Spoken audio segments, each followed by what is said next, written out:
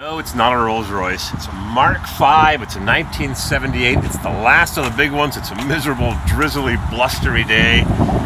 And I would have made a video of me opening the hood, but it took me 10 minutes to figure out that the catch is behind the stand-up radiator shell. What the heck is this thing doing at a major car auction? I just saw a nice Caravan go through with 80,000 miles with a little bit of paint and body work and a bid to $1,000, and the bidding just stalled. So I figured, well, just come out here and look at this crazy Lincoln with 35,000 kilometers, 20,000 miles. It was somebody's baby.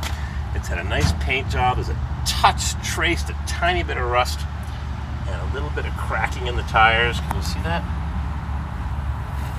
Yeah, the tires are dry rotted. This was somebody's baby. Has a little bit of rust. I saw one in Burlington, Vermont 2 or 3 years ago. A blue one, same year as this, 78. I think it was the last year for the big one, or was it 79? It had 15,000 miles. Dark blue with a dark blue interior and a sunroof. This one is kind of a two-tone paint special and no sunroof, but 35,000 kilometers. Oh man, needs to be boosted. The doors don't close that well. I don't know why. Chip in the paint. It's a different shade underneath. I guess the guy wanted it to be a slightly different color. It's got some rust proofing plugs. It's manufactured by Ford Motor Company in the USA. It's in really good shape. It's not mint, but it's really, really nice. It's got an 8-track player. The ashtray is clean. The cigarette lighter's never been used. Spare light bulb, electric antenna. It's got a carburetor kit and a piece of trim lying on the floor mat. And the owner's manual is still in the glove box. Paquet Automobile Assomption, wherever that is. This vehicle is required maintenance schedule, blah blah blah. Whoever reads that power trunk release. Wiper, washer, what a party barge. I'm not really much of a Ford guy. Ashtray for every passenger. Broken. I don't know what this thing is doing here, and I don't know what it's going to sell for. Looks like it's sat outside a little bit, but someone gave it a really nice paint job just to bring it to the auction. It's got that crappy Ford module business, and where is it made?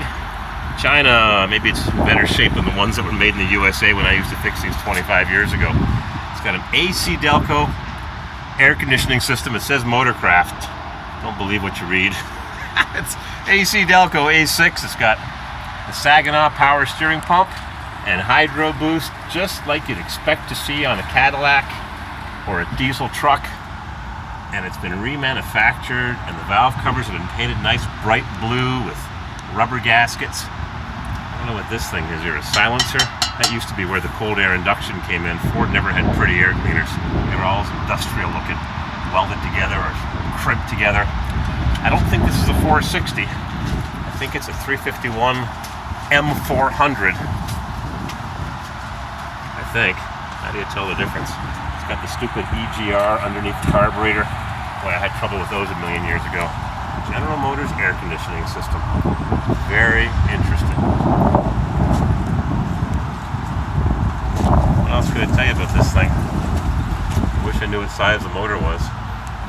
Look at that tiny belt for the AIR pump, air injection reactor. This thing needs to have some junkyard parts from Dwayne's Junkyard put on. Like that light where it just has a wire running up the hood. Need 2 or 3 of those. A little bit of rust. This thing needs some minor detailing. And this is a beautiful car. What's it going to sell for at the dealer's auto auction? I don't know. Ford always put one light bulb in for their running lamp, turn signal, and side marker light. My 68 Olds, first year the side marker lights, has 2 light bulbs. GM definitely over-engineered that, and Ford under-engineered it. How's the frame look?